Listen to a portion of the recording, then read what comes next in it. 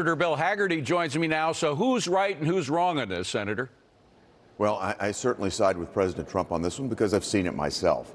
Look, you've got these big banks that have DEI and ESG narratives that they're trying to follow. You've got regulators. I think that's the most pernicious aspect of this.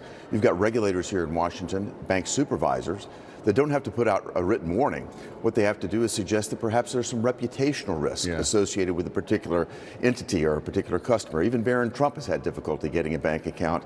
I think President Trump has felt this in his own family. Christian ministry groups having a difficult time. It's absolutely amazing to me, and I think to all Americans, that the banking system isn't open and available to everybody in America. We're going to change that. Now that the gavel is shifted here in the Senate, the banking committee is under Republican control. We fully intend to take supervisory action to get a very hard look at this. And on the executive branch side, I can guarantee you, President Trump is going to dig into this too. It's got to come to an end. Let's switch to the nominations, the Trump nominations, many of which are being held up. Focus on Pete Hegseth. I know we're a little biased here because he comes from the Fox family, but two Republicans now had said no on Pete Hegseth. Are there any Democrats that are saying yes? And in particular, I'm wondering about Mr. Fetterman. I think Fetterman may be a yes, and I might say this as well. Pete is also a hometown favorite for me. He's from Tennessee. Yes. So I've been friends with Pete for years. I'm delighted to see him into this position. I think if anybody watched the 4.5 hours of Pete's confirmation hearing, what they've seen is somebody that's patriotic, someone that's bright, someone that's energetic. Pete's the type of person that's going to be transformative at the Pentagon at a time when we really need it. Pete has been clear. He's going to be focused on lethality and competence, not on pronouns.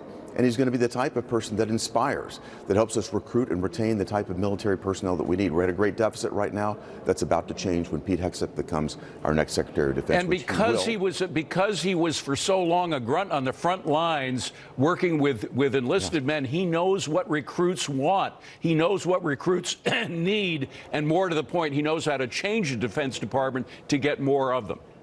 Absolutely, David. He's got the warfighter's mentality. He understands what they need, and I think he's going to be a shot in the arm for the Pentagon. It really is going to be a good, positive move. Good, good. So I take it that you're optimistic. I want to switch to Donald Trump's talk about the Panama Canal. And, of course, the Chinese clearly have a lot more to do with how that operates right now than what we ever suspected. We're learning more about that. We didn't build the canal for the Chinese. We built it for the Americas.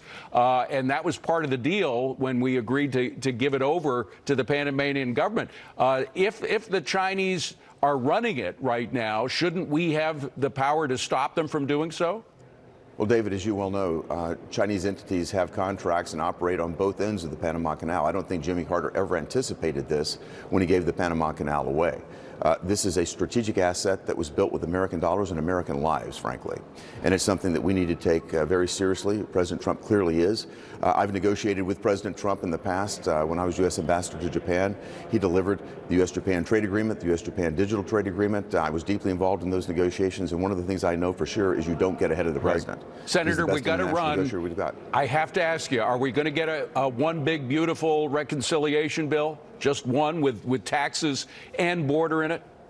David, that's very much a possibility, but at this point in time, we're just going to get it done. However it happens, I'm not concerned. We're going to get it done. All right. Well, if it's not done, if taxes aren't done by the end of this year, there's going to be a tax increase for everybody, and you guys lose the Senate. It's as simple as that. Senator Hagerty, good to see you, my friend. Thank you very much. Thanks, appreciate it.